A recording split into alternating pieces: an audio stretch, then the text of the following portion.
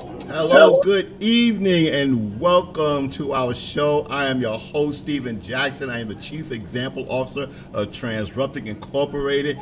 And this evening, my usual co-host, the beautiful Natalie Price, will not be with us. She's at a gala, but filling in for her is my beautiful, gorgeous, and firstborn daughter, Janelle Jackson, who's with us tonight. She's experienced, so I didn't just pull someone in. I got someone who got some serious experience. So Janelle, tell the audience a little bit about you, what you've been doing, what you've been up to, and why you the host. Hi everyone, and I'm happy to be here. I'm joining my dad, and like you said, we've been doing this for a while, like for years. My dad has been grooming me for these things, but I live in Florida, and I am out here being an awesome realtor. I've been a realtor for over 15 years now, but I specialize in property management, which is awesome, which means that I handle everybody's favorite Airbnbs, long-term rentals.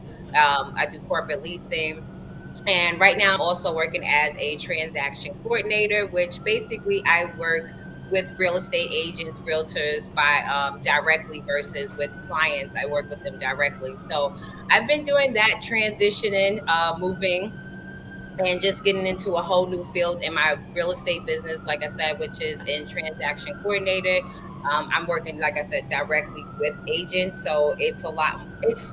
It's interesting because I know what we go through day to day and what we have to go through day to day, and I know a lot of the work we don't want to do. So I do all the tedious work that we really don't want to do, but we have to do to get a deal done. So that's what I've been doing lately. Just broadening my real estate background, my portfolio, and getting into different fields of real estate. I'm looking into start into a real estate investment soon, but for the most part, right now, it is doing the transaction coordinator. I run my own business, and I do work for other corporate companies as well, as far as handling their clients and their contracts. So I've been doing that and adding on some new things. Being a notary, I'm learning that little aspect of the game. So I've been doing a field inspection work, whereas that now instead of just going out looking at homes, I not only inspect homes, but I inspect boats and I inspect planes. So I'm just broadening my, your daughter. Whatever grabs my attention in life is fun. I'm on it. I'm having a ball. So I actually knew you was going to do this. So I did. Let's really tell the audience about the real Janelle. So first of all, Janelle, like her dad, is a serial entrepreneur. So she had a company. She actually graduated from the same program that I was CEO of, the Workshop Business Opportunities, and her first company was Lavish Heels. Yes. Probably one of her first boutiques.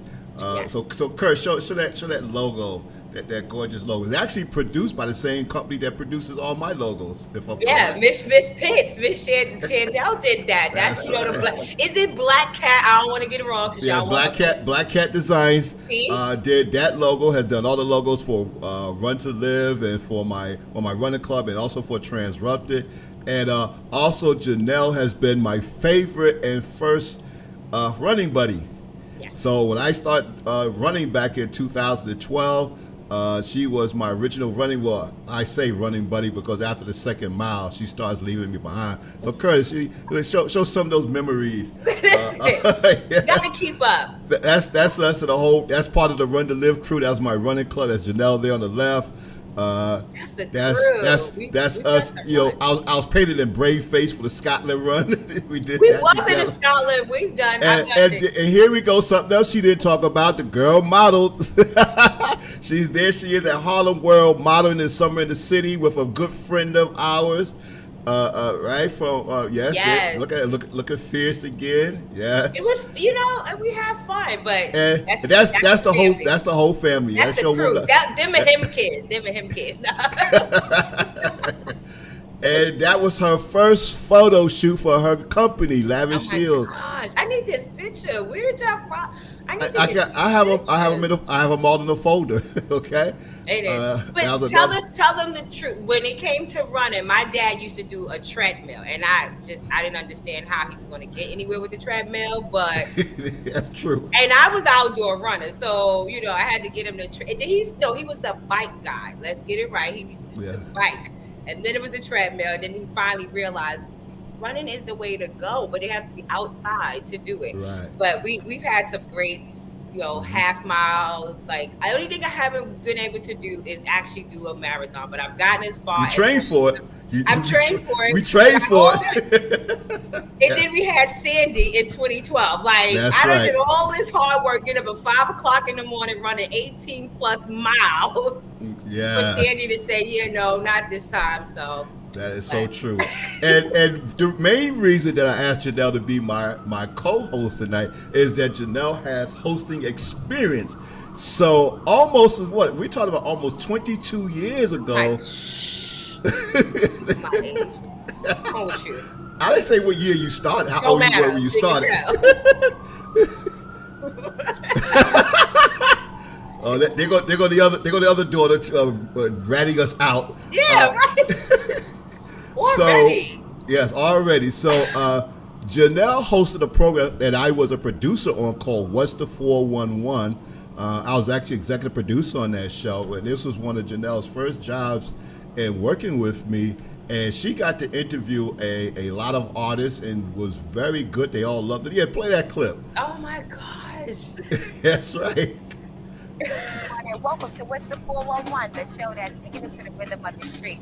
I'm your host, Janelle, and today I'll be hanging out at the South Street Seaport where I'll bring you a great lineup of guests. Today we have R&B group Rough In, a new and talented R&B artist, Mario. We are going shopping for bargains on 8th Street. I'll be hanging out with a rising hip-hop star, Lily. Take a walk on the town to the Village Underground for the best and unsigned artists. So get comfortable while we go hang out with these talented artists. This next guest is only 15 years old and is J Record's newest R&B artist. Here is Mario giving us the 411. J Record's newest R&B artist, Mario, is only 15 years old, and he gave me the 411 on his soon-to-be released debut album. Just working in the studio, trying to get my album done. We like about 11 songs in. We got like 2 more songs to do. You know what I'm saying? Album coming out in June. Go. Mario gave That's us the good. four-one-one on What I the writing wanted and everyone to know producing on was his debut that album. I did a little writing. I okay. did. I got 2 songs with Alicia Keys on there. That's my girl right there. She cool. And Warren Campbell. I'm about to work with the Neptunes. Of course, Alicia Keys. We got Gerald Isaac, the Underdogs. So you were the first to interview Mario. I remember that. And it was the Apollo Theater. Yes. And I think that was the first time, though, maybe the second time I've been to the Apollo Theater. Because I got to interview Mario and Alicia Keys, I think the same day. Yeah. And wow, for real. Like, So my daughter is just as eclectic as her dad. Always have done a number of things with an entrepreneurial spirit. So that's the reason why I asked you to be my co-host tonight, as we are going to talk about cryptocurrency. And actually, our guest tonight works with your other sister, Assemblywoman Jackson, at the 79th Assembly District. So they work Awesome. together. So this is a whole family stylish show. So actually, Janelle, tell us what made you want to become an entrepreneur. What was the reasoning behind all that? well, let's see. Okay, I'm grown, so I can see this. Because my dad, I'm be honest, it was you, Dad. Between you and my mom, my mom is always, she's always had a hustle, whether it was from having parties, whether it was having, bus rides, selling Avon, selling paint, and then it was you who always had your own businesses, your own company, which was in the computer world. So I think it's just having parents who basically were entrepreneurs themselves. It just rubbed off, and then I think I realized early I wasn't into following. Like, I get bored easily, so I just couldn't see me sitting at the same desk or office doing the same thing. I couldn't see that. But just having two parents that really are into, their own grind, their own hustle, and just being able, and I also thought being an entrepreneur would also help me to help others, and which means that you're able to open up businesses and you're able to hire more people, which means that you're able to help families. So that was the gist of it. It was just looking at my parents and then also telling myself, I want to be able to do something on my own time, and how I want to do it in the fashion that I want to do it in. And I know that didn't come with, working for someone. So it had to be an entrepreneur, grow. And as an entrepreneur, you did a lot of things. You worked in the communities. You worked with nonprofits as well. What was that like? What drove you to do those things as well? Well, to be honest, I love helping others. I think that's one of the passions that I've been talking to my sister Tia about is what my true passion is, because it would be working with others. I think from when I was in the third grade, I wrote about how I wanted to help the homeless. I wrote a whole report to, I believe it was, but David Dinkins was the mayor at the time, or I'm No, not you sure. actually wrote one to the president when you was in third grade about helping the So, homeless. about helping You did get a homeless. So, response. Yes. yeah, and it got a response. It got a response. So I think it was just always the ability to help others. For just go far in life. At the same time, we never know when we could end up in a position where we need the help. So I think just being there to help others has been a passion of mine, and it doesn't matter what field it's in, whether it's handing out clothes, handing out food, if it's being part of a nonprofit organization that's raising funding for money, I mean, for families. So I just love to help others. That's just the passion of it. It's no more. It's just what drives me.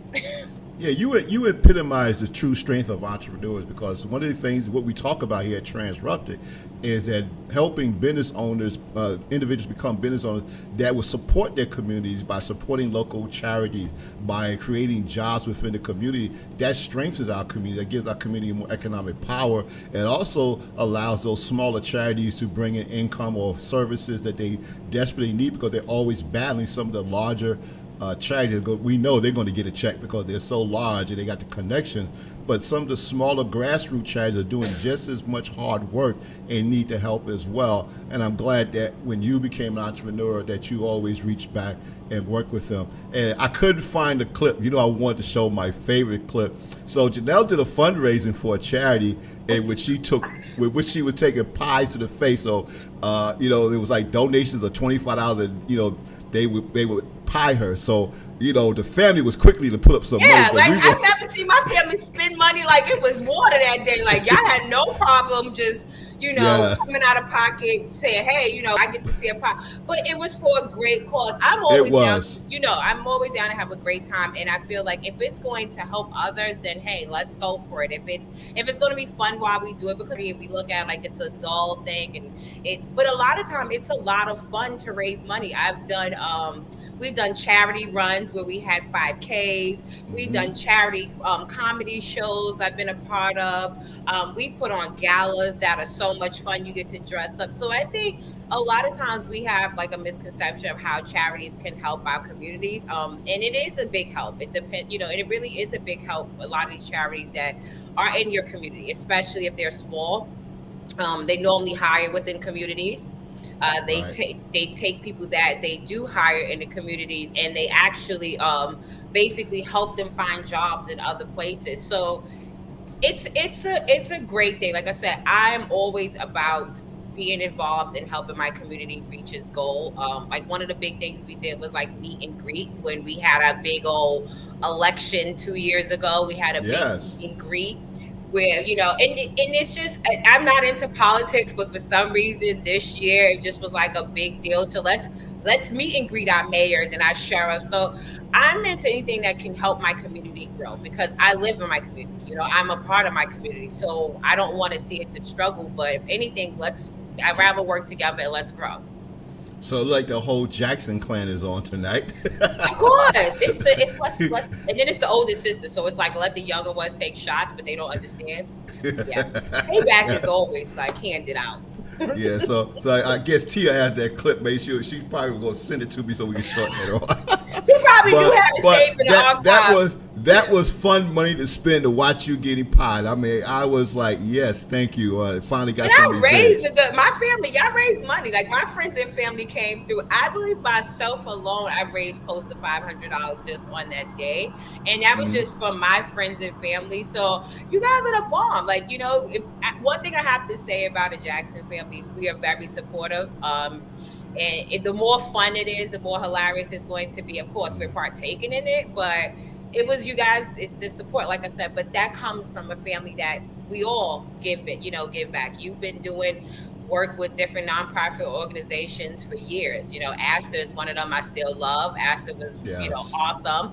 We get to buy Christmas gifts for kids, and it's what they wanted. It wasn't like, Yeah. we just randomly buy these things. But, coming from you and my mom, like, we have a family of the give backers, I call it. We give back. Right. There's interest also that you got into politics, because that's something else that I always talk to entrepreneurs about doing. Because when we are running successful companies, we have the funds to back the politicians that we want to see in office that's going to make the changes that we need to see in our communities. And that's very important. Yes, voting is important, but politicians do need money in order to win. And it's always good when you start to do these meet and greets, and let's see who is running for office, what platforms they stand for, what do they really mean, and are they going to be there after they win? Because we have some politicians who represents minority communities or communities of people of color, and you only see them when it's time to vote again. Yeah. So for the other 3 years you don't see them. So it's always important that we stay politically active and politically astute to make certain that we get the right politicians in office. And I'm very happy to bring on in a few minutes a politician who is, I consider him a friend, a Renaissance person as well. But he puts in work. That's the good thing. He puts in work for his community and for the entire state of New York as well. You have to hold your politicians also accountable for what they're asking you for. Your vote carries a lot of weight, and when I realized that, as well as doing this, I'm like, wait a minute, you want something from us, so what are you giving us in return? What should we be expecting from you, and why do you want something from us? And that was more or less about, because like you said, you're a part of our community, and you make the changes, the rules. So it's like, how can we work together? And you're right, a lot of business entrepreneurs and politicians do need to work hand in hand. Right. So I know you was talking about one time potentially running. Is that something still in the back of your mind? I mean, It is we got one politician in the family. Are we going to add another one?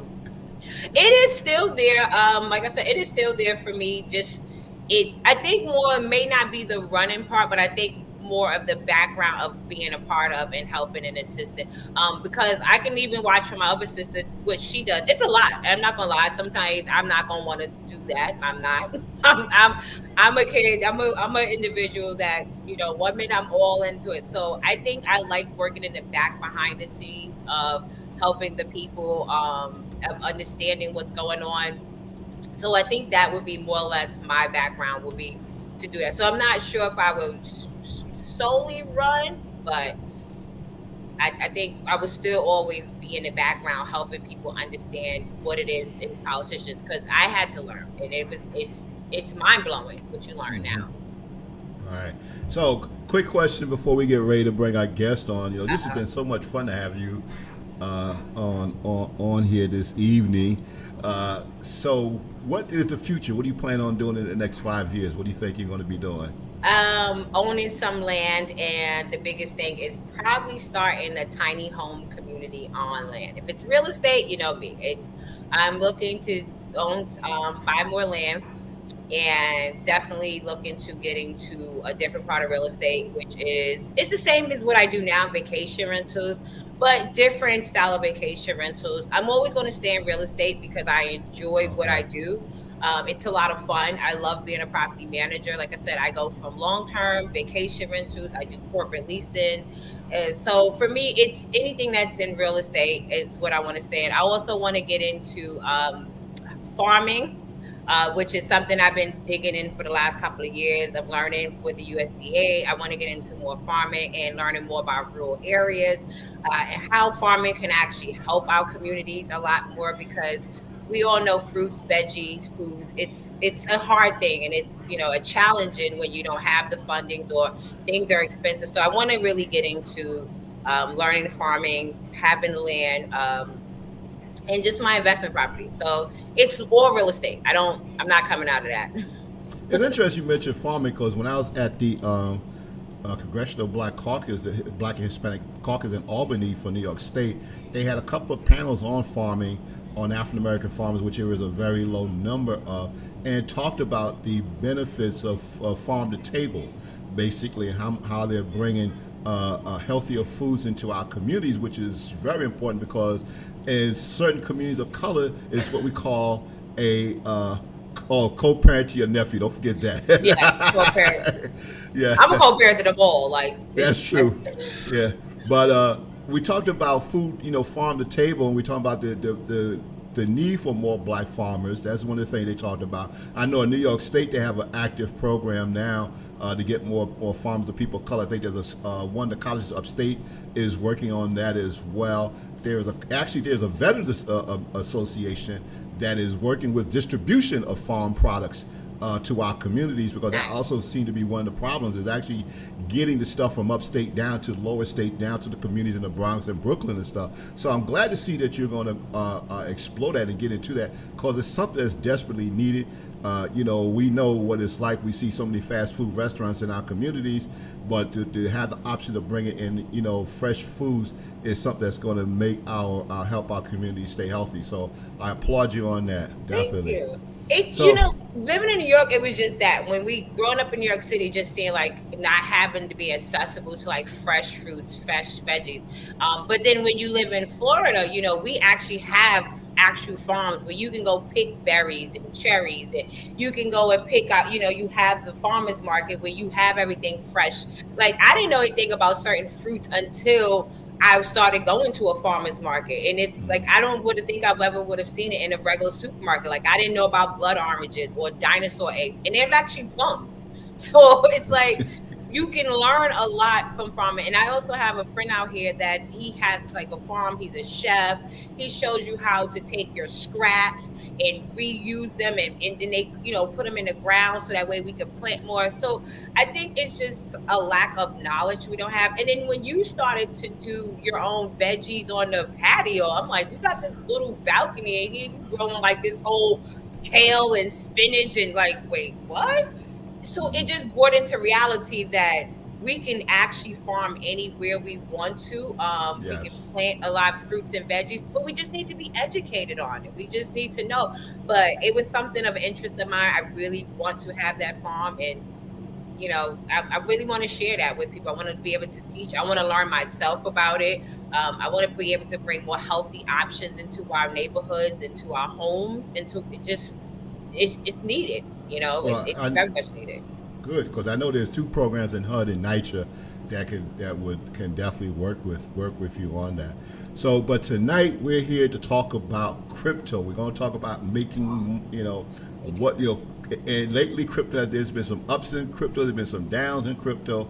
And when I thought about it, the gentleman who I asked to be our guest on tonight's show, he is an assembly person for New York State, but he's also the chair of the Internet and Telecommunications. He chairs that subcommittee. But not only that, he was one of the first people that I knew who was actually out there talking about crypto, talking about the benefits of crypto, what needs to be done, and he's helping to drive the change in New York State as how New York State would deal with this technology, and how people of color can actually benefit from that. And he's here to bring some real truths. There's a lot of speculations about it. I've seen a number of people. I've seen some people lose money because they don't do the proper research. So they just chasing things like that. And that's one of the reasons why I asked Assemblymember Clyde Vanel to be on the show. And Clyde actually has a little bit more than just being the state assembly. I knew him when he was a restaurateur. He owned a restaurant down the block from me, so he knows about farm to table products as well. And before that, he is still an intellectual property attorney. So he represents a good friend of mine, Dr. Stacy Grant, who many of us knows. He's done work for me as well. So he's intellectual property attorney, past restaurateur, and now assembly member for the District 33 in Queens, New York State. Welcome, Clyde, my buddy. How you doing? First of all, how's my sound? Can you guys hear me well? I hear you very well. Sound good. Yeah. I apologize for where I am now. I'm actually in the back of a car. I'm in Austin, Texas, for one of the largest cryptocurrency conferences in the country and in the world. So that's why I'm here for. So I just landed, headed to the hotel.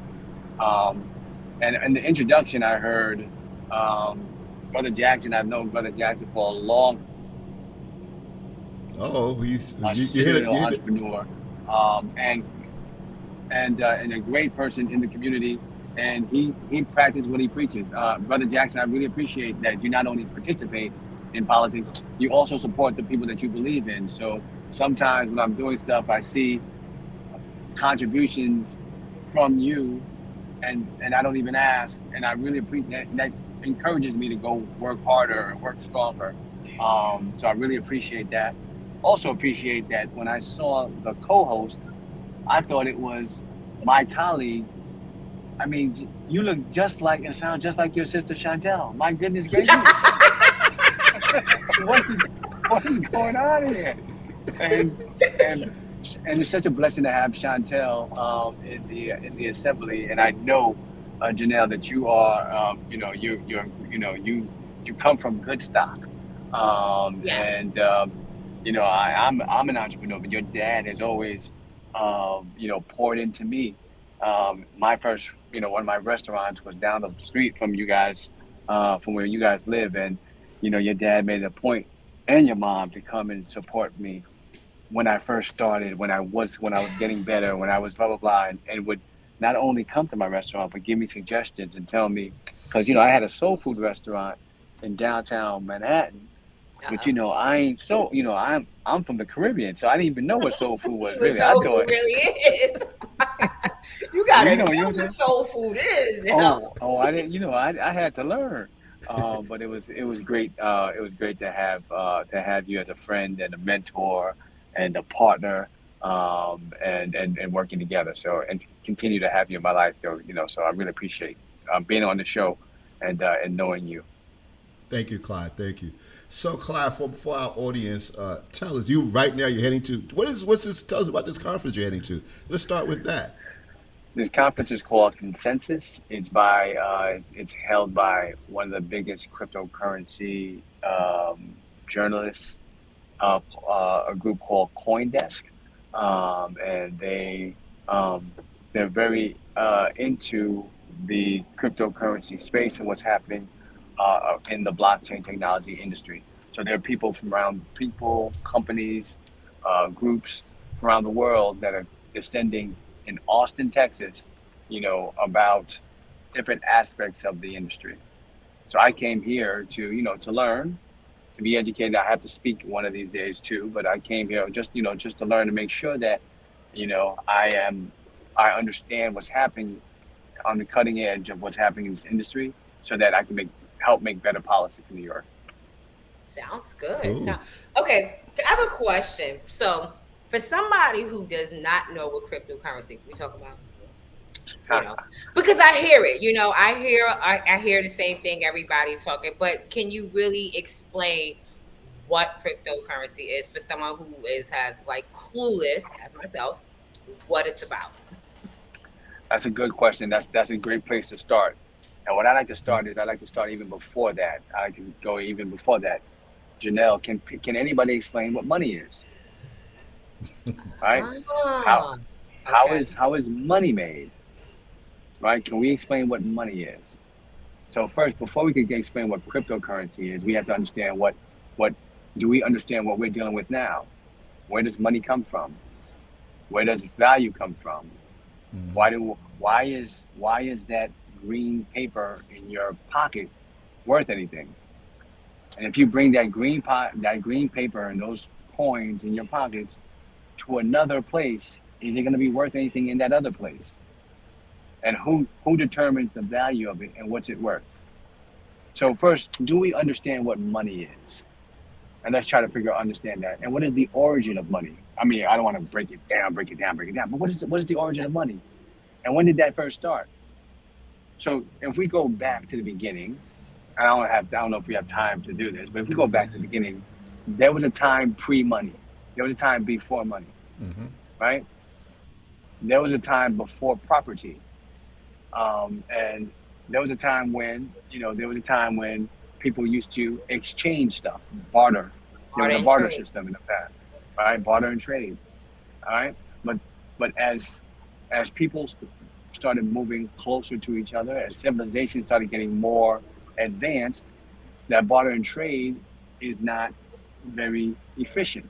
right? Just because you have, 10 goats, don't mean that you can get my, doesn't mean I need 10 goats right now. And if you want my milk, I don't need your goats and this person has milk. How do we have something that is fungible that can exchange so that we can get what we want?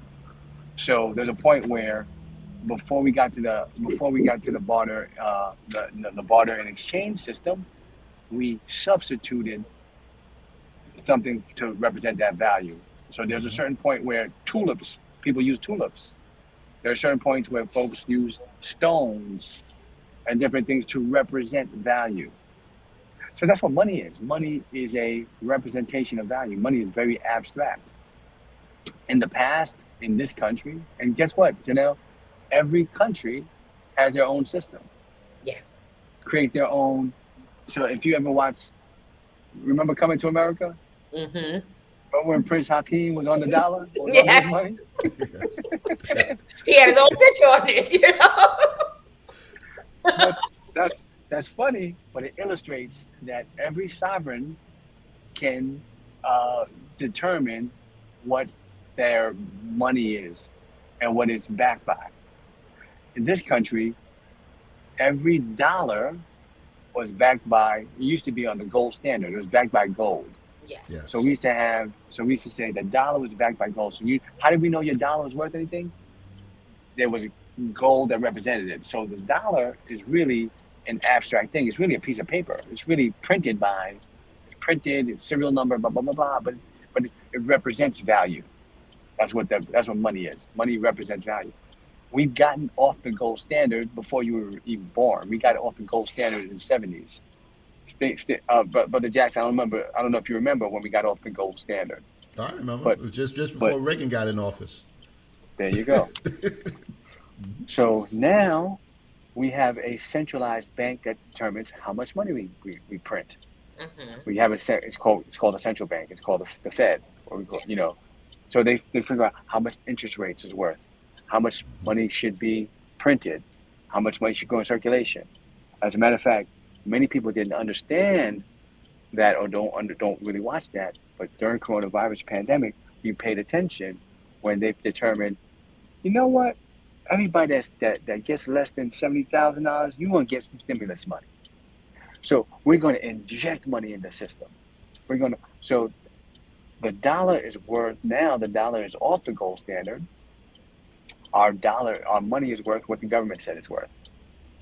What the Fed says it's worth. What the central bank says it's worth, and we determine how much is out there, depending on a number of factors, Mm-hmm. and we call that. So that's what, So money is a real abstract thing. Cryptocurrency is a response to that. So in 2008, I don't know if you remember, there was a financial meltdown where big investment banks crumbled. The real estate market crumbled. That's my market. I remember that. I was around for that market. For every couple of houses that we had for sale, somebody ever foreclosed on a block was empty. It could be 20 houses and 10 of them was empty.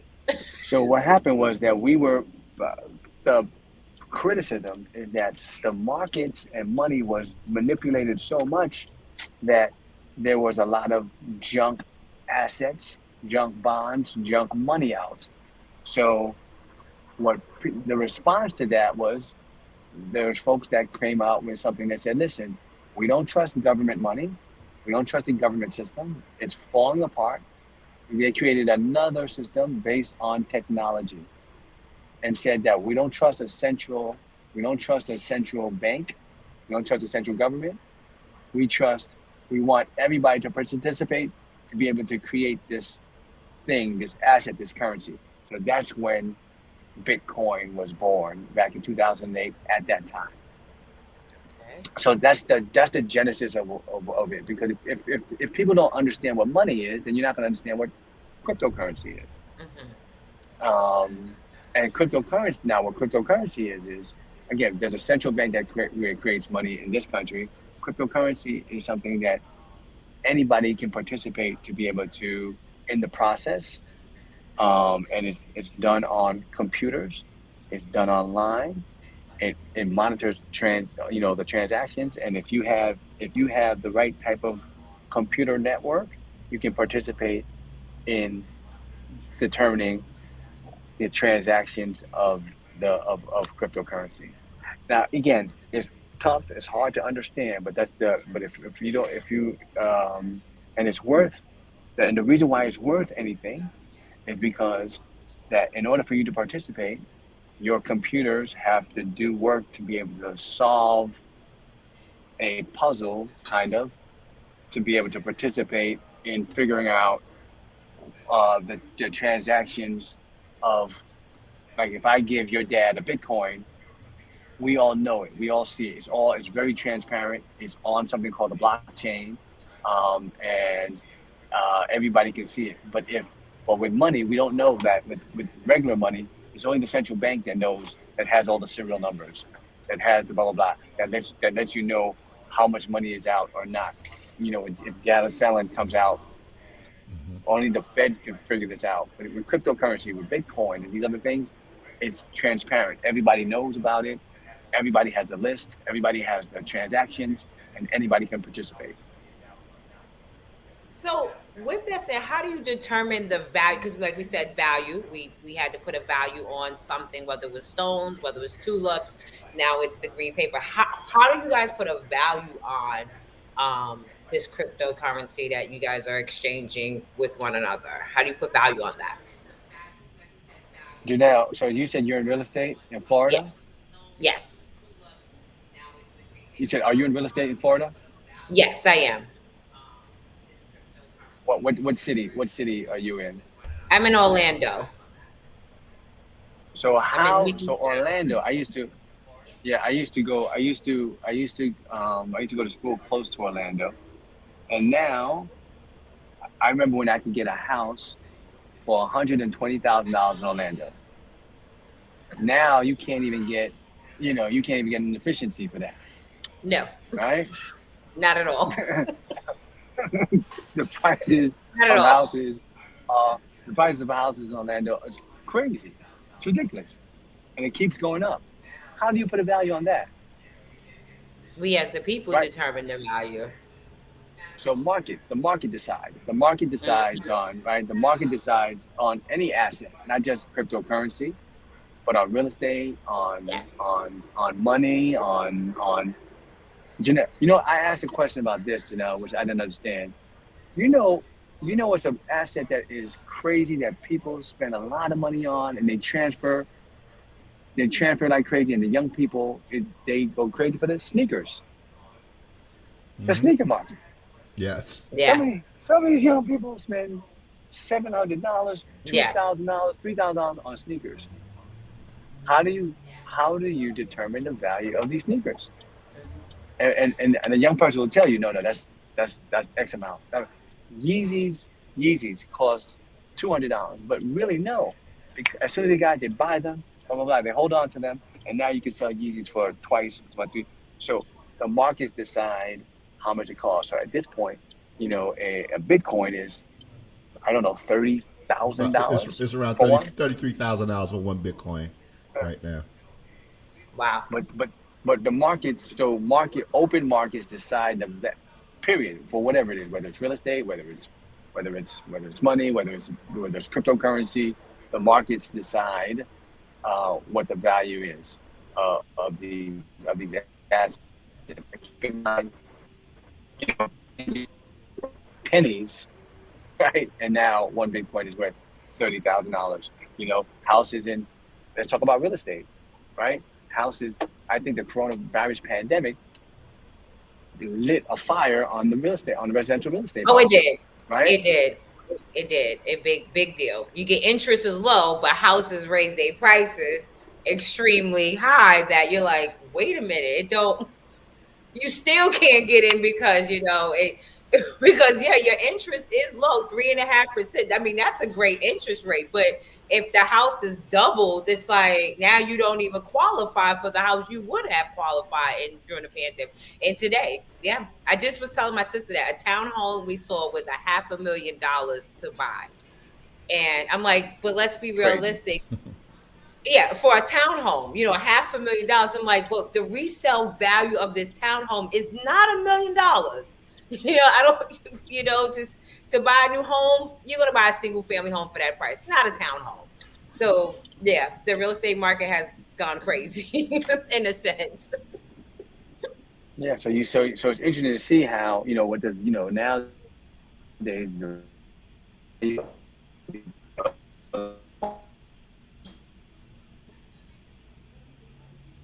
Okay, I think we have to get Clyde to repeat himself. We Okay, gotta we gotta bring him back in. We definitely yeah, have to bring we're him gonna back bring. in. So it's interesting that maybe he's coming in. We may have him back. Okay, There we Clyde, you go. back?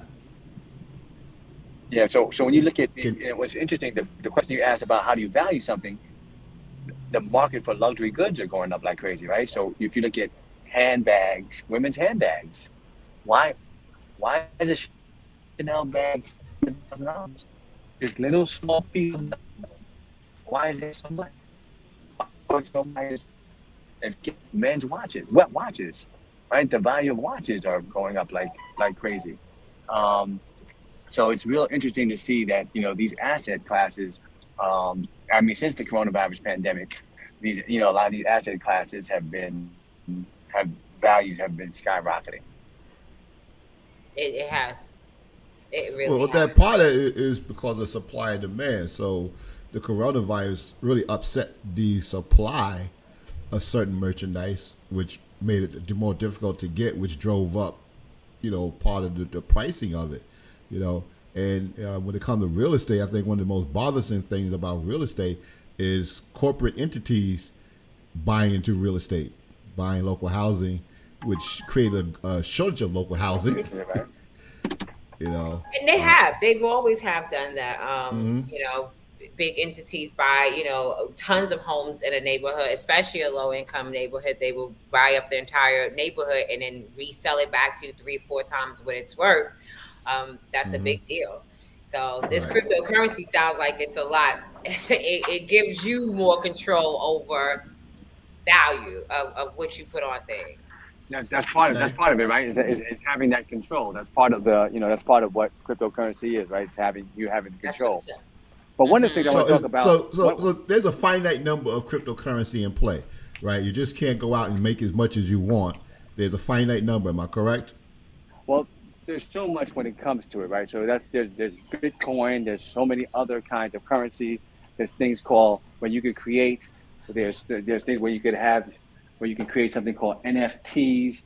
There's so many Right. different kind of things that there is. But just generally speaking, what I'd like to talk about is, oh, sorry guys, I just got into my where I'm staying because it's been oh Right. my gosh, so you should have saw the first hotel. It's a Oh my travel. god. Oh my goodness. Whew.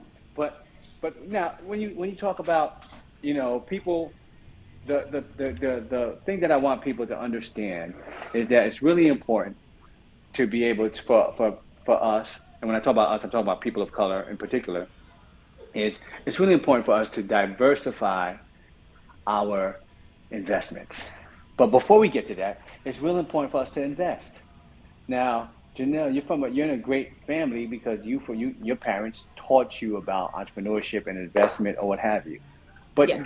but generally speaking, in our culture, investment ain't cool. No. We have in It's a not a topic. We don't have. We're not sitting at dinner talking about this. We're not drinking the mimosas at brunch having this. Back then, now I can say conversations have changed. A lot from some but years we're ago. still we're still emphasizing consumership, Yes, we're still consumption. the biggest consumers. We are. We're still talking about what we're wearing, what we're driving, what we're blah blah blah blah. We're Not buying. not what we're buying, not what your asset portfolio looks like. Hmm. Right?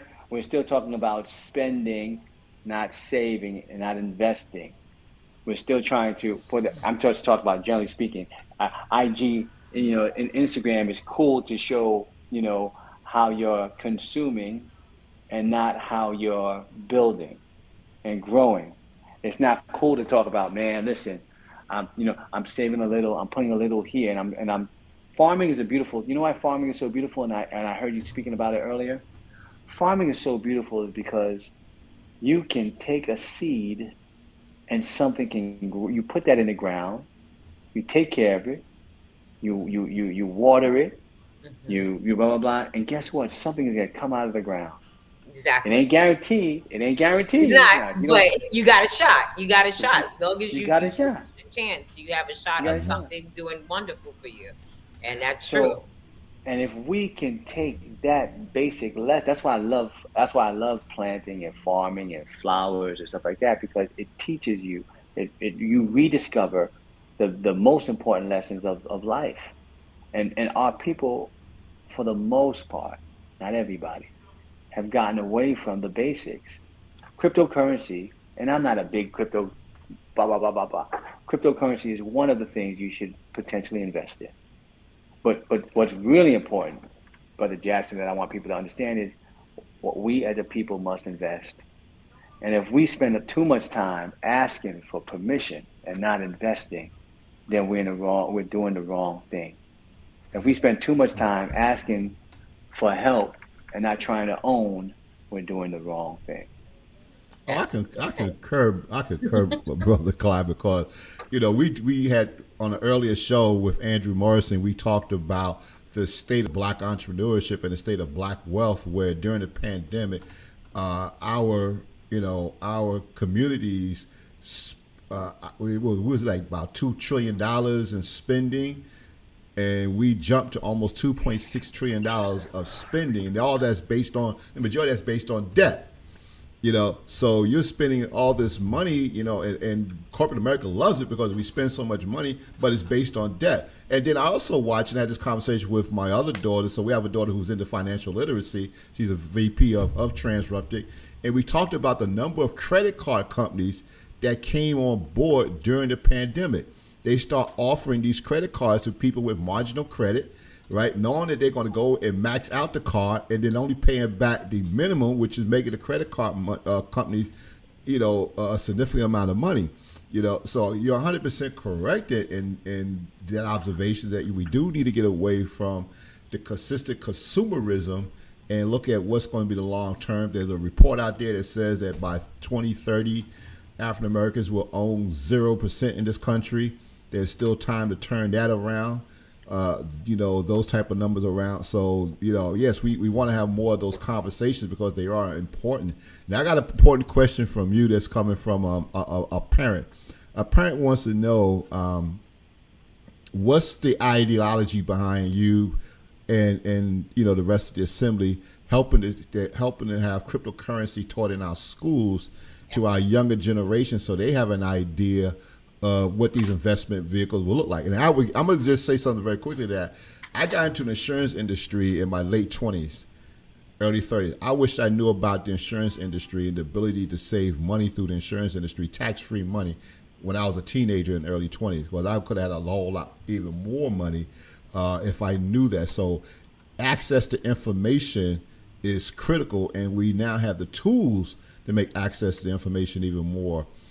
So what are some of are there any plans on that to make certain that our younger adults get to learn about cryptocurrency?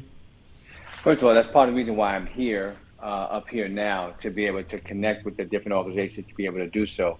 I just found out that there's going to be a program in one of the housing projects, actually, that Jay-Z put some money behind, that's working with a big cryptocurrency organization to be able to educate people on investing, on Bitcoin, on blockchain technology.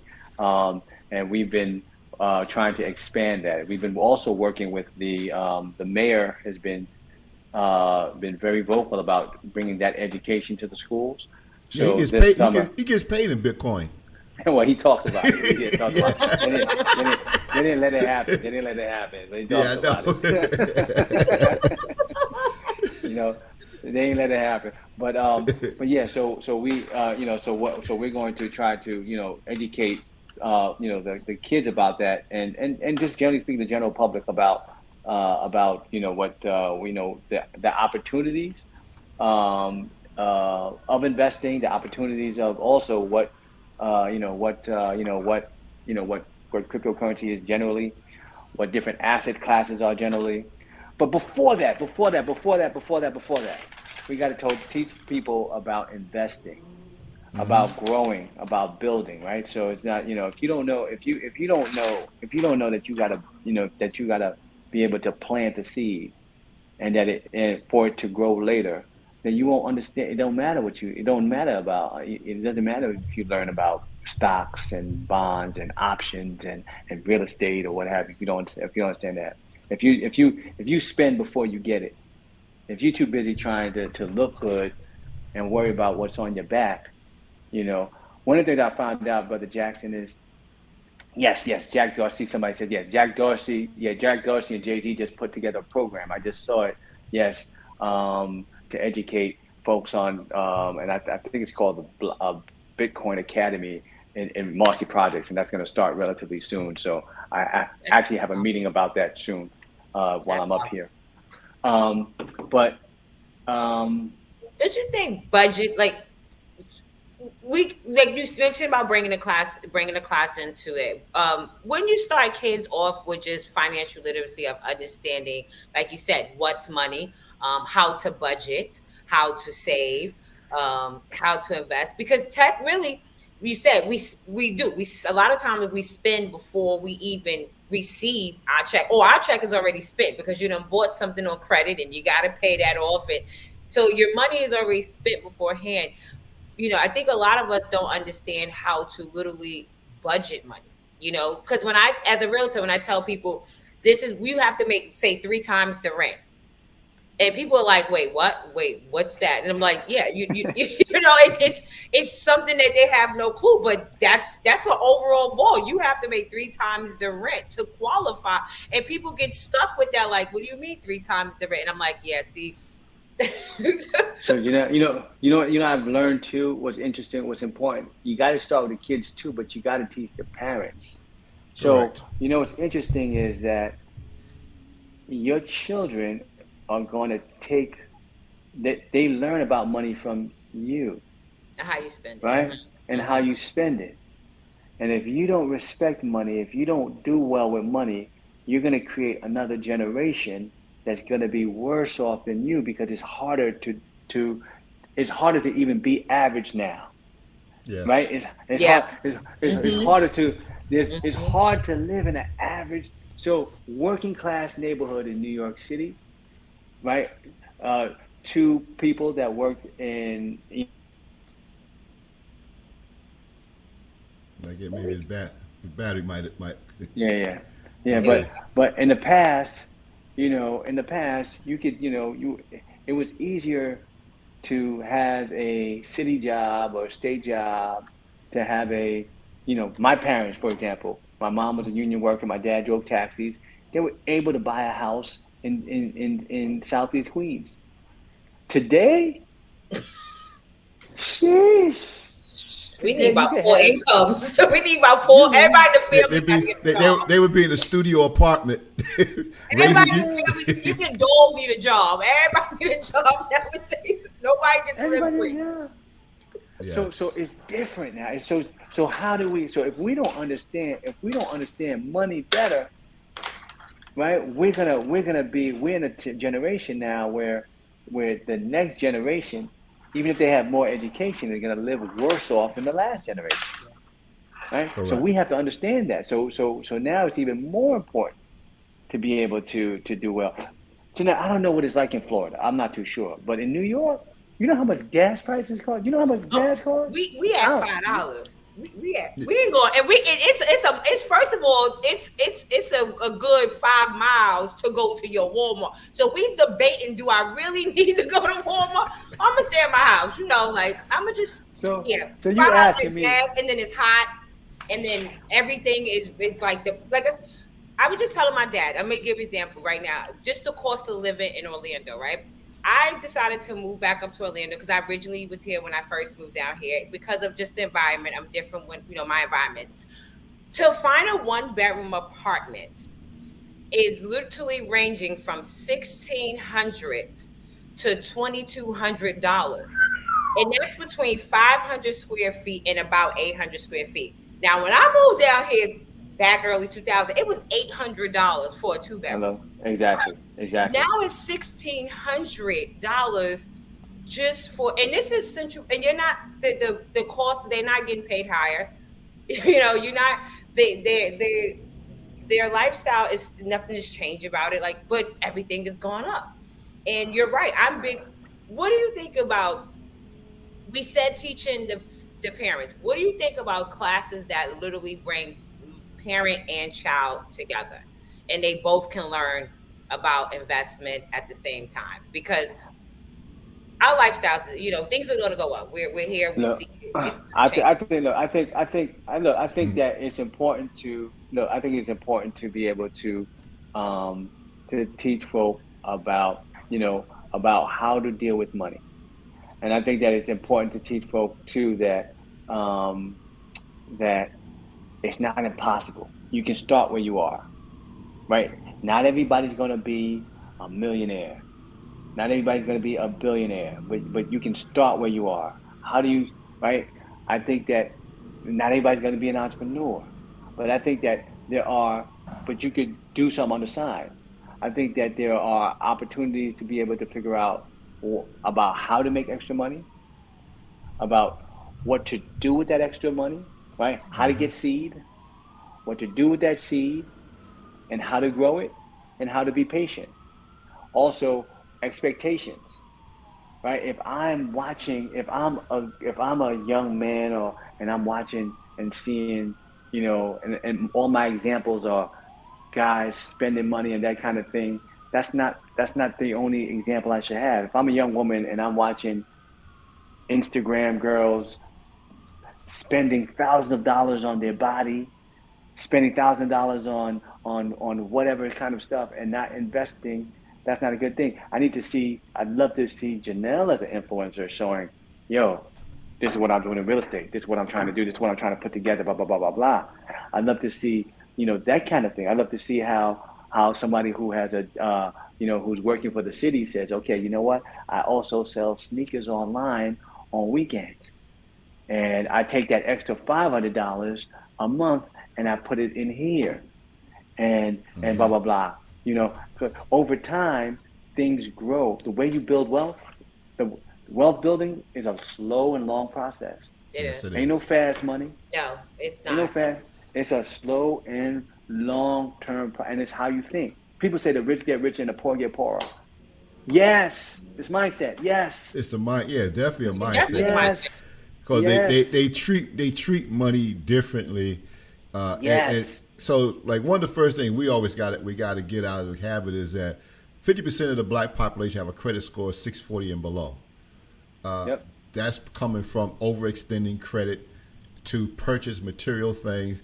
It's different when if you're an entrepreneur and you're using your credit card to fund your business.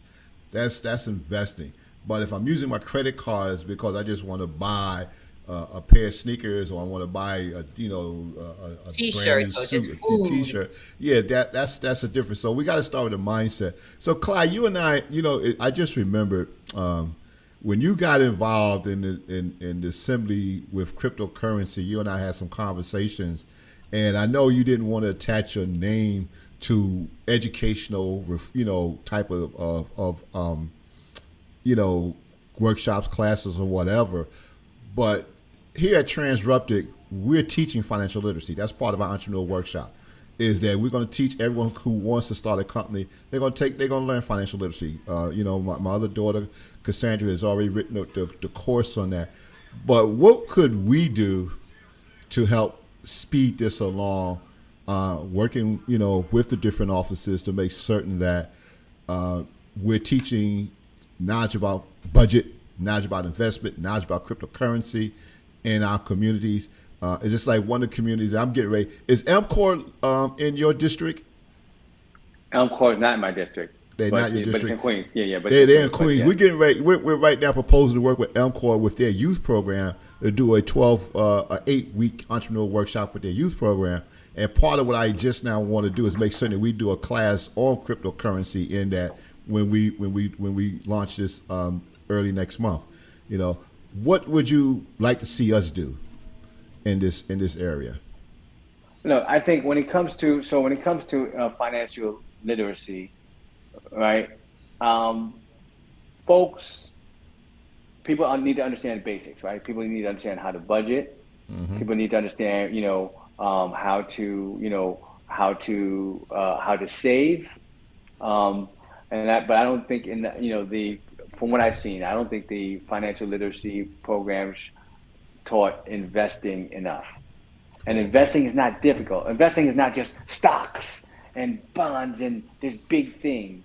They do make Investing is, investment sound like it's hard. That is one yeah. thing. They make investment sound like, because you got to get E-Trade and Robinhood. You got to get all these people, and you're like, where do I start?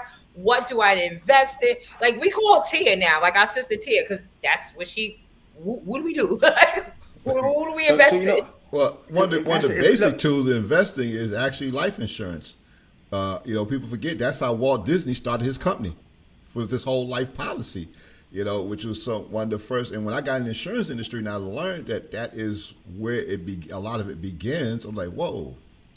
but This was there's so many different investment vehicles. yes, But I think that, but you have to. What I think is, we need to make it more simple and more easy for people to get into. So, for example,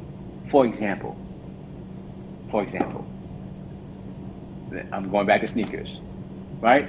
So, I have a nephew that knows about every Jordan in the world. He knows about every kind of Jordan. This one's Jordan 1s and this one and that one, that. And he knows what they're worth, right? He knows what they're worth, right? What if we make him work? What if we make him buy a pair of the ones, a pair of Jordans, whatever it is, and put that out in the market. He buys it for X amount and he makes X plus 10. That's investment. yes, Right? That's investment. And you take that plus 10 that you made and invest it in something else. And he started off with X, now he has plus 10, and let's see if he can make 1,000 in 6 months. Right? And if you don't respect, that teaches so much, because that exercise is the same exercise that advanced investors do. But investing doesn't have to be scary. Right? It doesn't have to be scary. It doesn't have to be a scary thing. Or what about, ladies, look what you got in your closet. Y'all got a lot of clothes, a lot of bags, a lot of shoes, a lot of blah, blah, blah. People buy used stuff. Definitely. Right? Yeah. Instead of sitting on all your stuff, blah, blah, blah, blah, take what you already got. Sell one thing. And then take that and use that as seed.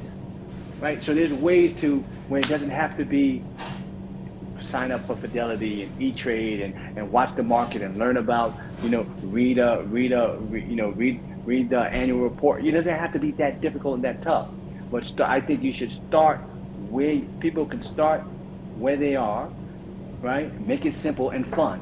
There's a way that you can make it simple and fun to understand. And let's brag about how much we made today and not how much we spent. Right? Let's put that on Instagram.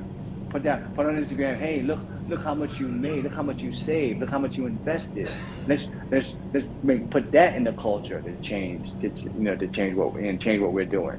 Because what's really sad is, as Brother Jackson, as you stated, it's unfortunate that we know the stat that in 2030, in 2040, Black people are going to be worth less than everybody else in this country. Folk came here, don't even know the language. with zero ownership. With zero own, that's the problem. Zero ownership. How you don't even know the language? How you don't even know the language and you worth more than what? We're doing something wrong. We're obviously doing something wrong. So that means that we are giving our next generation debt. Yes. As a matter of fact, we can't even afford to bury our dead. No. When we die, we gotta go. We gotta have a GoFundMe account. We put up GoFundMe account because we don't have the basic burial expense yet, and that's the sad part about it. What do you think about far as in school, having young adults? Let's just say it's a class and they're actually participating in an investment, and throughout that, because what you're in school from up north is September to June, south is August to May. What if during that time frame that they, let's say beginning of school year, they invest in something? and then throughout the school year they're being taught, how this investment is working. Is that something that's actually doable where each I think student? I look again. I don't know the Department of Education, but I think that would be a good idea. I remember when I was a kid, a long time ago, we used to do something called a time capsule. So we used Yes. to put something in something and we buried it. I don't even know. I need to go back and see if those time capsules are still there. We used to bury And then you dig it up years later to see how things have changed. And I'm just saying, can that apply to students in school where it's like, this fifth grade class, they start off as together as a whole, September, August, and they start up and they invest in, let's just say it's paper. They invest in construction paper. But over time, they're learning throughout the school year, what's going on with their investment, how their investment is turning over, how, what they could be doing. How about this? How about this? I think that's important. How about this? We need to change stuff in the culture too. How about this? I don't know, brother. You want me to tell the truth, brother Jackson, or we're here to tell the truth. Okay. We're here. I always will go with the truth, no matter how hard it is, no matter if it hurts somebody's feelings. We got to tell the truth because we can't keep sugarcoating stuff for our audience, for the public now. You can't grow that way. We're in a crisis situation, brother. I might lose votes if I talk. If I tell the truth, I might lose votes, man. I might lose some votes. Brother, look. And I'm talking about our people. I'm talking to our people. Yes. I'm tired of going to 3-year-old birthday parties, 1-year-old birthday parties, 5-year-old birthday parties, where, brother, you know how much they spend on these parties? Yeah, easy $1,000 and more. Thousands. Mm-hmm. Thousands. I went to a bouncy house thing where it was for I don't know how many people. They spent $3,000-$4,000 on the thing, but you're not gonna spend money on a program of education. What's wrong with it? Because it's not popular. I went somewhere. Popular. I got kids where I go to stuff. I don't give no toys no more. I give education stuff. Yeah. Kids now they have so much toys and this and that, but we are giving material things, mm-hmm. and we're putting a lot of emphasis on the event and not on the education. Yeah. Imagine you took that $3,000. So, and you know what else I give as gifts too? I give stocks as gifts. Yeah. Yes. I have a friend that does that. Yes. I give Bitcoin as gifts. Mm-hmm. So that my nieces and nephews can say, "Wow, Uncle, it was worth this amount when you gave it to me. Now it's worth this." And I talk to them and say, "How much is it worth now?" Mm-hmm. So, but we have to change. Not just in school. But we have to change that ourselves because now we spend so much time and money and resources on events, right? And then on events on our party, but on a Saturday, don't talk to me about no party. And then on a weekend and during the summertime, you got a grown kid still in bed at 10 o'clock. Why aren't you on the camp? Don't tell me camp. Don't tell me camp. I got one. I got one for you. Don't tell me camp is too expensive. Don't tell me. Well, you done spent $3,000 on a birthday party. I got one for you, Clyde. The family that spent the $3,000 on the birthday party is showing up for the free backpack. Yeah. or complaining that their kid did not get the backpack or the free lunch at school. We're not, but it's the truth. We've had this saying, you beg for what you buy what you want, you beg for what you need. We've had this saying in our community for a long time, and there are always some instances of where that is true. We see it happen. So they will go out and they will spend money on luxury stuff. They make sure the kids got the proper expensive sneakers, but then they don't. But the child will come to school with no supplies. Yeah. No school supplies. Now it's up to the teacher to supply the school supplies because the parent didn't do it because the parent too busy making sure that the kid had a pair of Jordans. I remember one instance where the kid had like a $600 belt, but no school supplies. Yeah. And we have So, our mom being a teacher. We're not gonna put, but these are the stories we hear. Like, these kids barely can read. They're aged. They're basically aging out of like middle school, because they can't read, they can't write, but they are like what we call fresh to death, or however we swagged out, whatever we want to call it. But it's the truth. So We it's a gotta culture look thing. good. It's a culture thing that we've been dealing with. Some of it is, it's been passed down, and hopefully the goal is how do we, is to keep doing things. Yeah, and then argue the kid can't get a But Power Power Ranger Rangers. backpack. That's Like, KP. that's $10. And you K, laugh. that's KP. KP is a religious comedian, so she's gonna always make us laugh. Like, I can't get but that we have- backpack. That's she's- too much. she's- How much she's that? right. but we got to tell the truth. So we got to tell the truth and see what's in our culture, right? And say that and make it and change that narrative, and say that no, that's not. This is what we need to do. This is what we need to invest in. Don't invite me to the to the party. Invite me to the kids' Kid wealth educational party. thing. Yeah. Right, So, right. Clyde, what do you think of this? I've been, one of the things I've been consistently talking about since we started doing this show, is I talk about our money. And the reason I talk about our money because I always let people know that my money is limited. Jay-Z's money is limited. Jay-Z's money by himself is limited. He only got so much. Same thing with Michael Jordan and Michael Jackson and whoever else. But when we talk about our money, pooling our monies together to do things, that is limitless. So when we're talking about even investing in Bitcoin or investing in cryptocurrency, make sure we're getting into the blockchain technology.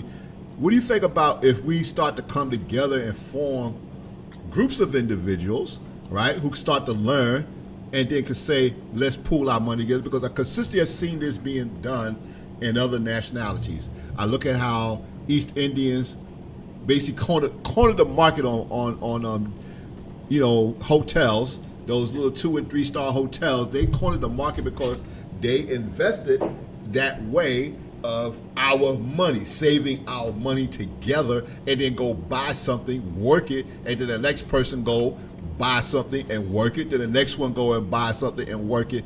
What do you think of that, us teaching our people this same philosophy? And I really was proud to see these 30 gentlemen in Baltimore who came together to start a company to help people buy homes. That should be a standard amongst us. It doesn't matter that we all don't have to always agree, but we can all work together on a cause. Look, that's a great that's what any organism does. That your body is an organism. Any organization gets together to do stuff. The army, the military, whatever it is, your family. You and your wife conspired, and you guys made these people. Right? Janelle is one of the people, and you guys as a family are doing stuff. Now, when it comes to building wealth, yes, it makes sense to be able to, to be able to get together with folk to be able to for a greater good and purpose.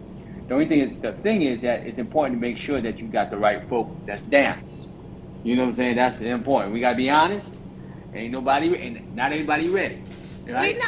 We have a trust. I think trust is a hard thing within our own community. We're built on not trusting. And it's hard when you are, you spend years, because you got family members who don't even trust each other. So trying to put them together to build something sometimes could be hard. But I think the conversation does need to be had because there are those who can build together and want to build together. I'm looking at it this way. We're talking about cryptocurrency, something that is computer generated, right? So it's not like with, in the case of a susu, I'm giving you my dollars to hold if someone is holding. When we're talking about investing in cryptocurrency, there's a record. You really can't just go in and say, you cannot see that Stephen didn't give his contribution. There's no way I can sit there and fake that I didn't do what I was supposed to do or what I agreed to do. Am I correct?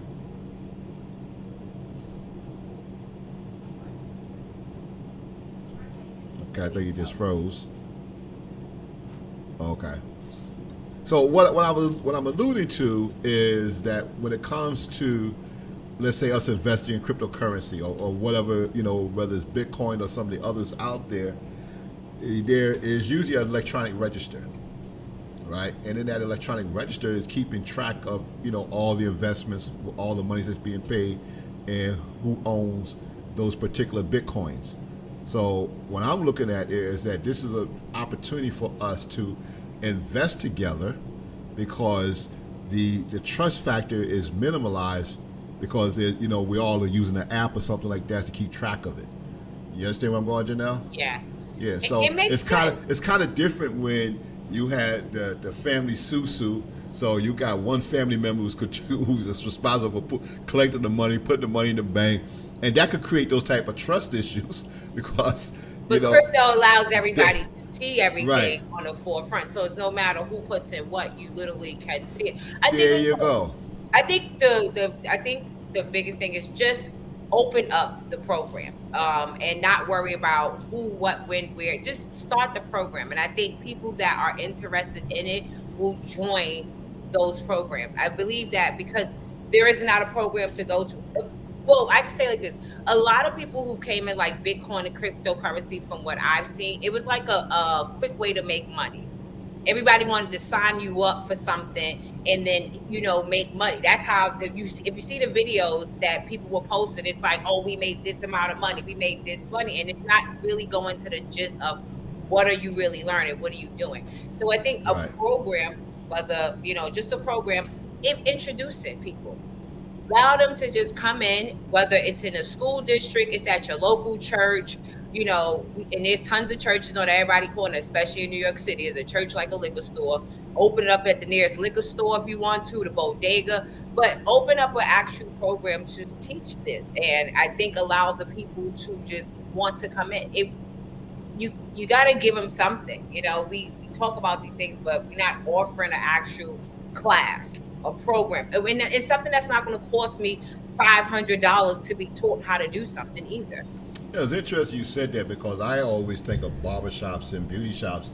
I recently saw where barbershops started getting involved in health related activities. So barbershops started learning how to do blood pressure checks and educating their customers on how to be healthier. So I look at I'm glad you was able to join us, because we were talking about, Janelle brought up the trust factor, and I talked about, I see cryptocurrency considered as an electronic register as a way that if we are investing, it's not so much one person attempting to cheat the other because they don't trust them. There's an electronic record. But when I look at where these conversations could take place at, I could see our local barbershops spearheading these type of conversations, those type of investment clubs. Our local beauty shops can also be the catalyst for doing it, because some of them have already begun becoming more neighborhood community minded, and not just giving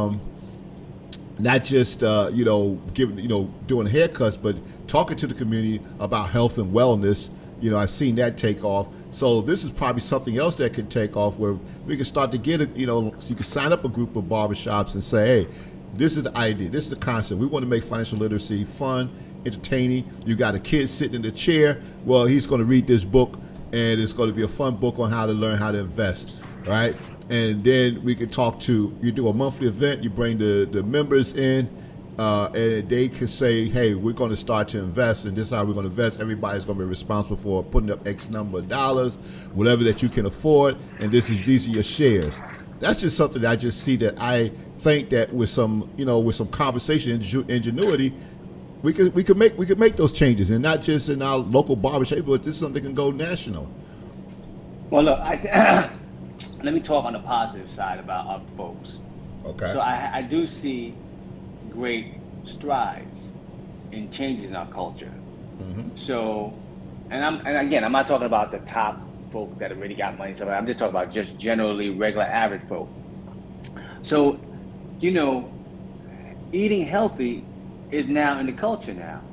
Yes. Even bodegas, you see bodegas now. Bodegas now got us. They're selling. Everybody is doing fresh drinks, right? So you see that wasn't a thing in the past, where we had all these fresh smoothies and stuff like that.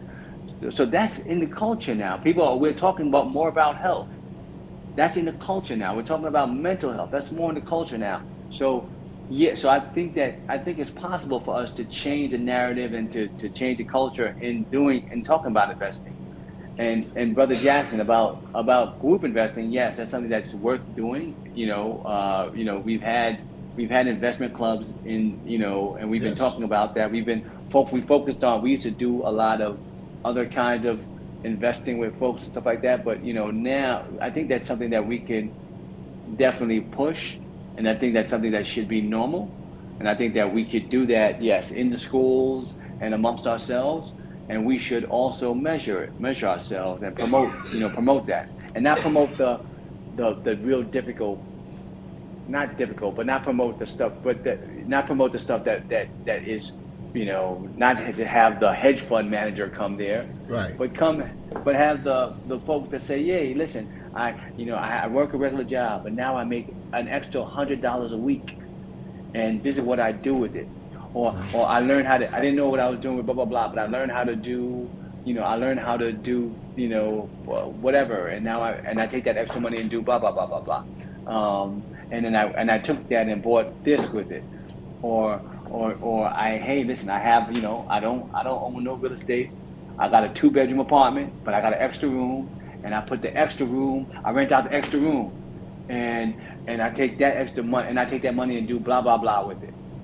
So Right. those kinds of things to show, hey, it's possible. We can invest right where we are, right where we are, and how do we build and grow, and show the stories of, just because you invest don't mean everything's gonna work, but Yeah. how do we start? How do we start doing that? How do we start? How do we start figuring that out? And then, what is it? How do you deal with it? What is insurance? What kind of insurance do you need? What kind of how do you deal with credit score? What do you do with your credit score? Right? Right. What do you do? Blah blah blah. Right? So then we can figure out all these different ways to invest, whether we should invest in cryptocurrency, whether we should invest in real estate, whether we should invest in stocks and bonds, whether you should invest in your own business, whether you should invest in small business, right? Yeah. And And is that then something like for your community, since you're a assemblyman for Queens, is that something that you're big on right now, bringing to your community? all the time. So I Okay. don't do.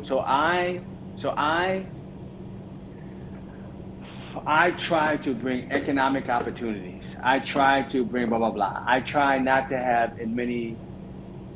instead of having a lot of food giveaways. Instead of giving you fish, I want to give you the boat to fish for yourself. Mm-hmm. So we've Makes been, because I think that it's not good if I have a community fridge in my community, but I don't give you a job. It's not right. It's not good if I'm giving you stuff. You know, but I'm not giving you economic opportunity, right? If I'm giving giveaways, and I'm You're not not giving learning. you Yeah, you're not you're learning. not learning. And You're I not feel that way. learning. You're not learning You're not anything helping. from that. But I know you don't learn from a simple keep constant giveaway. Like they say, you teach a man how to fish, he gonna eat for a lifetime. That's the old saying for. But if I constantly give to you, you would never get it. But I think it is important, especially in our communities, that we're definitely being taught how to utilize our money. Because we think, because let's just say you have a minimum wage, because I think what minimum wage is like 10 to $15 now, depends on your state. Let's just say you have minimum wage. Somebody with minimum wage would say, well, I can't invest, or it's too much to invest. And I think that's where we as a people are scared, because if you're in a certain community and you only making 30,000 a year, 40,000 a year, what do you really? How can you invest? Where do you start in crypto? How can you buy cryptocurrencies? You can't look. So no matter if you're not good, and I don't use that as an excuse, because if you Mhm. don't invest little, you ain't gonna invest much. And that's where we want to start, to get people to invest just a little, because we think coming out investment is, like my sister was just talking about, I think Amazon. She's like, it's like $500 a share. Woo! you got $500 a share, and if you making $30,000, but you on Amazon every day buying something from Amazon. They're at your door like clockwork, and you don't invest in it. So how do we learn to invest? Just starting small, like just the small. So here's a little idea. So for folks that don't have the seed to start, right? You do have, you can. There are you can use technology now to make a little bit of money now, right? So you don't have to even apply for a job. Drive Uber, deliver stuff or Uber or Lyft, or deliver stuff with DoorDash, or go fix something with TaskRabbit, or blah blah blah blah. There's a lot of these different things where you can go do something on the side, even if you have a job, on the side, right? Where you can make money. Go sell something that you got, right? Go sell something. And like I said, you don't have to own a big blah blah blah blah. People, Janelle, people pay to sleep on somebody's couch. You know that? Yeah. People do that? Yeah. People do that? Airbnb started that way. It started right in New York City with somebody saying you can rent out my sofa. And I mean, it was a big lawsuit behind, but that's how it started. People don't know it started on someone's sofa. And there's an app for surf couch. I mean, what is it? Couch surfing or surf couch? There's an app for that. Okay. So all right. So if you don't have an extra couch, people pay people to yell at them. Yeah. There are people that pay you to diss them. So you go to their house and you curse them out, and they pay you to. So basically, what you're saying is there's so many opportunities to make that extra money, to use that to invest in these things that you want. So that's clear what we're basically, which it makes sense. Like you said, you got TaskRabbit, you got Uber, Lyft, Amazon. So, and what I'm going to add to it is the first opportunity is to look at what you spend your money on and determine are you really spending money on stuff that you really need, or these just items that you want that's going to make that you think is making you happy. Because people have started to attach material things to their happiness, that doesn't make you happy. Oh, you mean like a $6 Starbucks coffee for no reason that you need $6 Starbucks coffee? Hey, yeah. Oh, I'm just saying. I know. I already know someone's on their keyboard right now.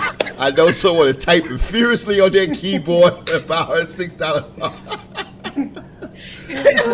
She about starting noodles about like. Is that one of those things we're talking about? I'm not talking about a $6 Starbucks, no, but I mean, we have to, like I said, we have to look at how we spend money, how we utilize money. Money is a tool.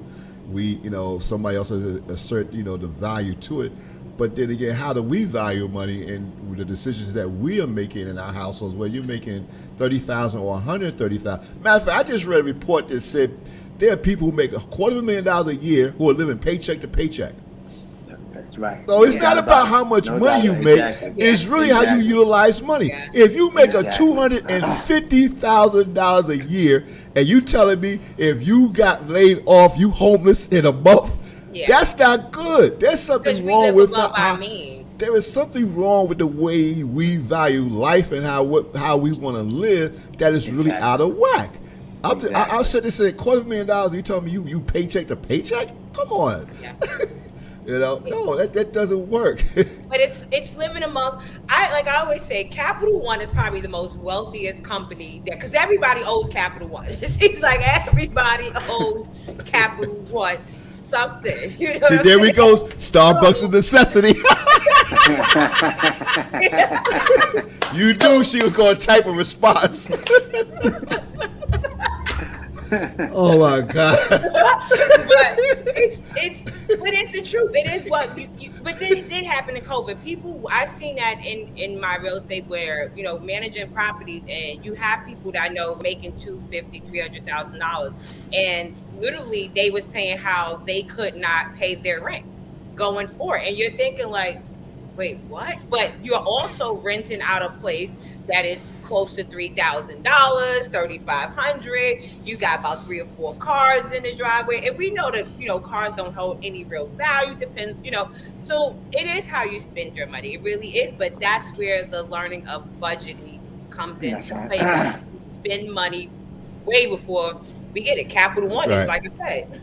That's So- right. so Again, Clyde- can I? Yeah. Go ahead. I'm sorry. Go ahead. What I want you to talk about in our last few minutes is, where do people need to start to get the information they need about how to start using cryptocurrency or how to start investing? One thing about what I see is that there's a lot of misinformation.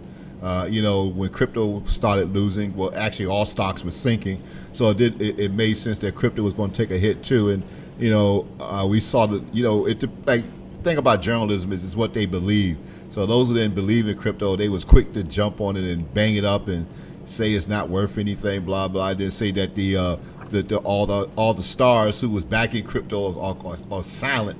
So where do our audience start to go to get information that's going to be relatable, that's going to help them make the right decisions? Because I've actually heard a story about a gentleman, and I'm not going to go into detail, but this person has been investing in some cryptocurrency and doesn't do enough research, and has lost some, and has been losing money as well because he doesn't research, or he's taking a friend's advice. Let me just put it that way. This person takes a friend's advice versus doing some substantial research. So what are some of the things that we can do to start to learn how to use how to use cryptocurrency and protect ourselves as well? So a couple of things. One of the things is that in New York State, we're going to come out really soon, and I don't know whether it's going to be coming out of my committee or whether it's going to be coming out of the controller's office, but we're going to come out with or with the Department of Financial Services. We're going to come out with a basic course or basic information about cryptocurrency. So that's coming out really soon. The problem is that it's hard for me to tell you one place to go to that's good for people to trust. So I've been working to make sure that if it's coming from the government, that you could trust that source. So we're going to be trying to work on that. It's not going to give you investment advice, but it's going to tell you generally what to look out for, what to about when it comes to this. You can look at the FTC, the Federal Trade Commission. The FTC, the Federal Trade Commission, will have some information about cryptocurrency. That's good. Okay. Now, as far as the brother that lost money, invest when you go and farm and you plant seed. Don't mean that you're gonna it's Right. gonna come out in harvest, right? It ain't guaranteed. So investment don't mean guaranteed, right? But we have to have the muscle of understanding that you plant seed and you water it. Over time, chances are it will grow. Right. So it's not a definite, okay, I put my money in, I get my money out, blah, blah, blah, blah. That's part of what we need to be educated about when it comes to investment, period, no matter what it is. Because even in real estate, you could lose money in real estate too. Always. Well, you lose money in any investment. Anything. Any investment can go south. Definitely. But like I said, if you're just listening to your friend, you don't know where your friend getting his information from. I think that's not a smart way to make these type of decisions. If you're going to be purchasing into crypto, if you're going to be doing any type of investment, my whole thing is that when it comes to me investing, I'm looking at information. I know where I'm going to do some research. I'm either there's a couple of websites that I'm going to get news from, or a few newsletters that I follow. But I'm always looking to go to certain sources, so that makes sense when I'm making decisions. I'm making an educated decision, and if that educated decision doesn't work out, then I don't feel too bad because I know I made the best decision I could. Sometimes there's unforeseen circumstances that's going to always affect, with any investment, Yep. So Yeah. the one thing I know is I want you to talk about very quickly, because in New York State there's a bill that deals with the farming of cryptocurrency. Talk a little bit about that before because I know your views on it, but let's talk about what is farming for cryptocurrency and why is it harmful to the environment right now. Oh. No. So no, what? Okay. So I have a bill that hopefully becomes law to be able to put together a task force to be able to help us figure out how to manage and how to deal with cryptocurrency and blockchain technology, how to deal with the environmental impact, how to make sure that people that have been underrepresented in economic markets are participate in all aspects of it, how to make sure that people of color participate in the business side of it, because this is a new thing and we have to understand it well. But Brother Jackson, in any business, there are costs, there are environmental impacts to any business, right? So if we just focus on that one piece of it, and say that that one bill that you're talking about says it takes so much energy to make Bitcoin that we should stop it for 2 years and study it. And I'm saying let's work with the industry to try to find better ways, but let's also try to make sure that we look at the whole industry. But let's not stop, because this same group is trying to stop fashion. The same group is looking at the fashion industry saying blah blah blah. They're looking at every industry. And if I go to your house and say, you leaving the bathroom lights on when you're not in the bathroom? Are you leaving the bedroom lights on when you're not in the bathroom? You know what I'm saying? We close the fridge after every time you open it.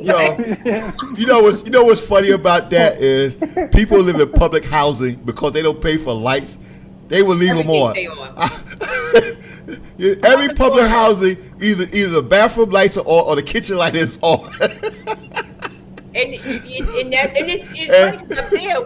I live across the street. I live across the street from a public housing. So at night, 1 o'clock in the morning, I'm like, lights on. Why the whole side? You can see the whole line of lights on. or what about, man, look, I get, people may get mad at me because, in the wintertime, I might get up to 71 degrees in the house. You know what I'm saying? I might do 71. And people think I'm crazy, And but you ain't doing 92. I ain't doing. That's how we feel in the South when you gotta pay for water. We like, wait, you still running water? How much laundry you need to do? Like an estimate. So Brother Jackson, what my bill is, I said, hey, let's work with Brother Jackson's house. They're doing good things in their house. Let's not shut down their house because they're leaving the bathroom light on or blah blah. Let's say, hey, let's see how you could do it more efficiently while we keep your house open. The other bill wants to close the house for 2 days, for 2 years, while they're figuring it out. And right. I don't think that's the right way to go about it. You learn why it's going on. You see which you can, what is the pros, what's the cons, but you have to be in it to know what's going on. You just can't remove, something for 2 years and then think, oh, pop back up. Hey, we're here again. No. Okay. Yeah. So you're looking to create more opportunities in the business side of Bitcoin, not just the buying and investing, but actually in the ability to farm and create coins or create currency. So Brother Jackson, I went to a couple of these places that do the mining upstate, and I thought it was just computers that are going off and blah blah blah. No, they had 100 people working there. They had local people working, where the average salary was $80,000 in rural New York, where other folks are getting paid less than half of that. And we want to shut that down? Really? So, and they had people that are blue collar folk, not fancy people, blue collar folks, people of color and working class white folks working at these places, that have been historically, that have been closed for years. Now they have economic opportunity. Now the factories are gone, but now they got this opportunity. They got another type of opportunity. Because the factories are not coming back. So this is what they're doing. Man, amazing. Is that something that you see that could come into an urban community? No. Okay. That particular business is not going to come to an urban. But I see other kinds of businesses that are associated with it that can come to an urban community. But that kind of business, no, it's not going to come to an urban community. Gotcha. Okay. But things under its umbrella, you can bring. Yes, because there are a lot of other opportunities. Okay. So that's something now we get into something that always escapes us, the other opportunities. Because you hear about Bitcoin, right? You see Bitcoin as the investment thing to go and get into, but now you're talking about there's other business opportunities that an entrepreneur can jump into that is provide support to this industry. But Brother Jackson, it's an ecosystem, but it's still new and young. Bitcoin is only Okay. started 13 years ago, right? So there are companies that are based out of this stuff, right? So this is still we're still learning from it. We're still trying to be educated about all these different potential opportunities in this space. So we're still learning, but again, this is only 13 years old. I mean, we've seen a lot of businesses here. I told you, I'm in Austin, Texas, for a big conference about this stuff. So Right. there are a lot of things going on, and a lot of opportunities. It's still early, and I want to make sure people that look like you and me are in early. Well, I mean, the cannabis industry is still early, but we're starting to learn about a lot of the other support, opportunities. You don't just have to be a dispensary or farm, to be involved in that. So I wish you well on this, and hopefully that I know you're going to share your findings and work hard to let us know what some of those opportunities may be. Because I would love to, Yes. just how Mega Everest right now has a cannabis course on the business side of it.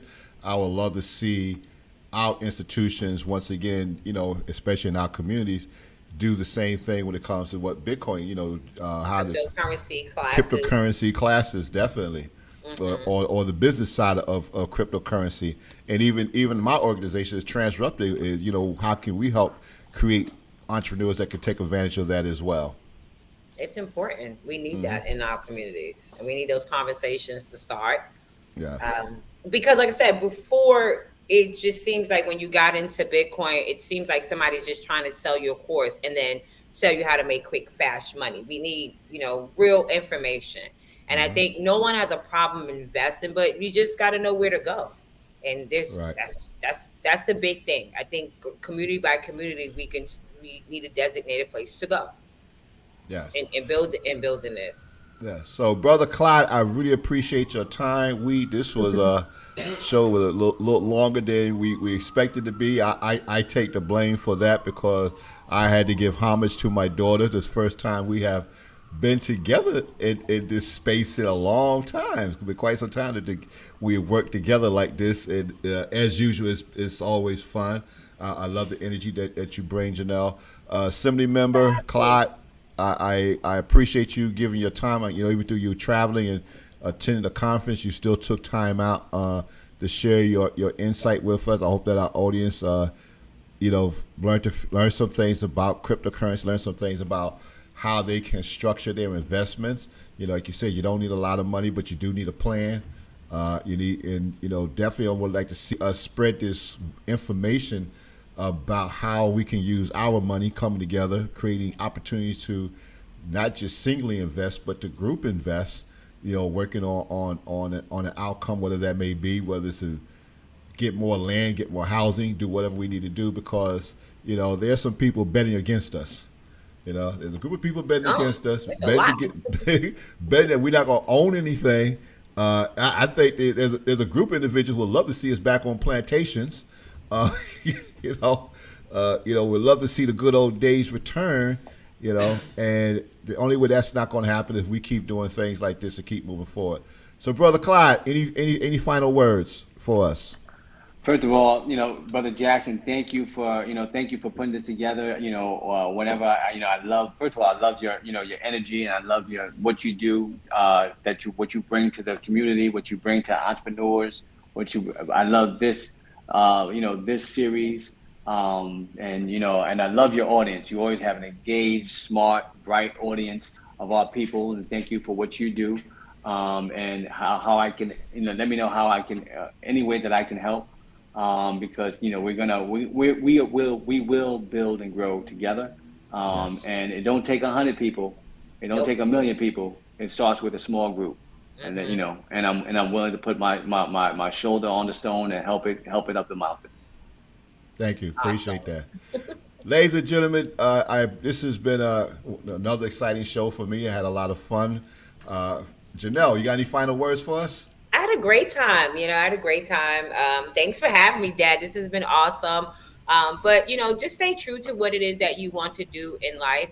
Let's start having real conversations. I don't care if it's over brunch and mimosas with dinner, family, but let's just talk about, investment. What do you see as generational wealth for your family? How do you see your family in the future as far as, you not being here, but what do you see for your family? Do they own businesses?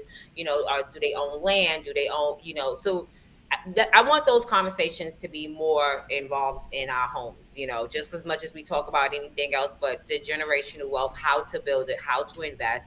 I think those are conversations we should start having more often.